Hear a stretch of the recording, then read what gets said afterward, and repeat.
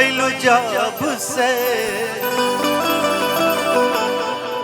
सूरज के घाम हम तो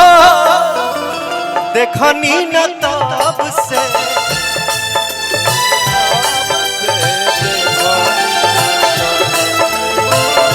लाई के स्नेह तू चली गइलू जब से सूरज के घाम हम तो देखनी न तब से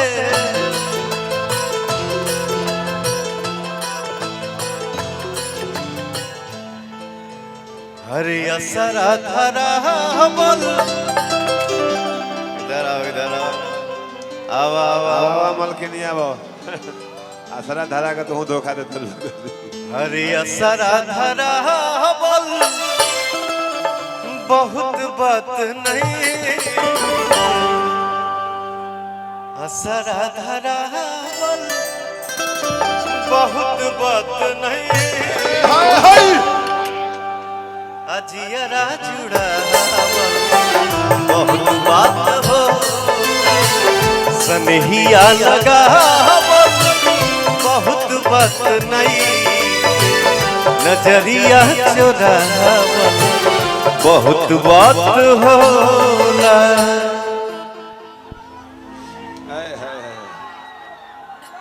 हे धरती फाटक के आसमान में उड़ जाए यही है ना वो अच्छा सब ही तो ये बार जमा कर लो हेलो डार्लिंग इधर आओ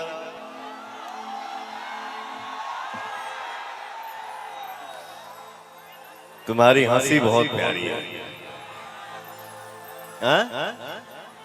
जामनी जी हैं कहीं अच्छा तो हमने भोजपुरी में ठेठ भाषा में जामनी है कह लीजिए एक और माइक कहाँ है हेलो शालिनी जी इधर आइए महाराज कहाँ आप जा रहे हैं अरे बाबू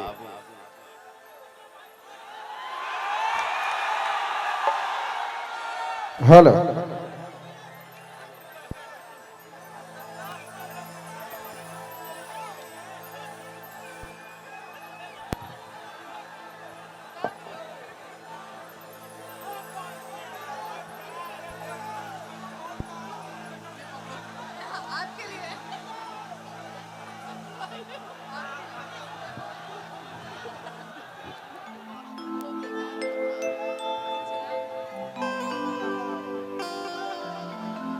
हेलो आ गई माइक आ गई ब्यास जी एक क्विक शालिनी जी के दी थोड़ा सा 2 मिनट बैठ जाइए आप लोग ब्यास जी क्विक शालिनी जी के दे दी क्विक शालिनी जी के मैनेज आप लोग कर लीजिएगा तो हम लोग भी मैनेज इधर कर सर औरतें मैनेज करना जानती हैं सर हम कर लेंगे मैनेज आपसे ज्यादा हम लोग ज्यादा मैनेज करते हैं ना सर ये तो गलत बात ना यू आर रॉन्ग पॉइंट हम इंडियन यूएस टू हेल्प ये कौन अंग्रेजी बोल लिया अंग्रेजी है रसिया के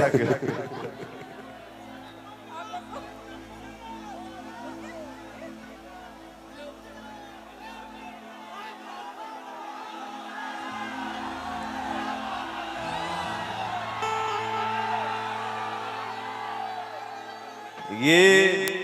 क्वीन शालिनी जी हैं मेरे साथ हमेशा हिट देते रहती हैं गाना और ये यामिनी सिंह जी हैं थोड़ा सा गुंडाई कर देती है मेरे साथ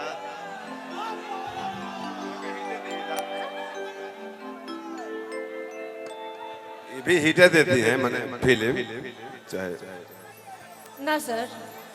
अभी तक फिल्म नहीं की है अच्छा ये पहला मंच है छपरा में हम लोग साथ में है तो सर सबसे भोजपुरी का टंच मंच है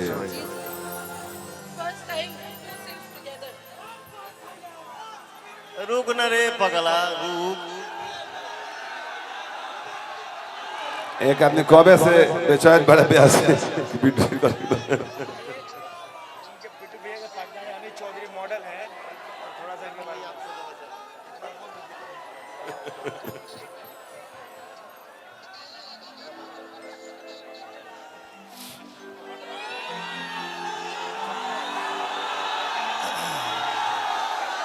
ये लड़की जो है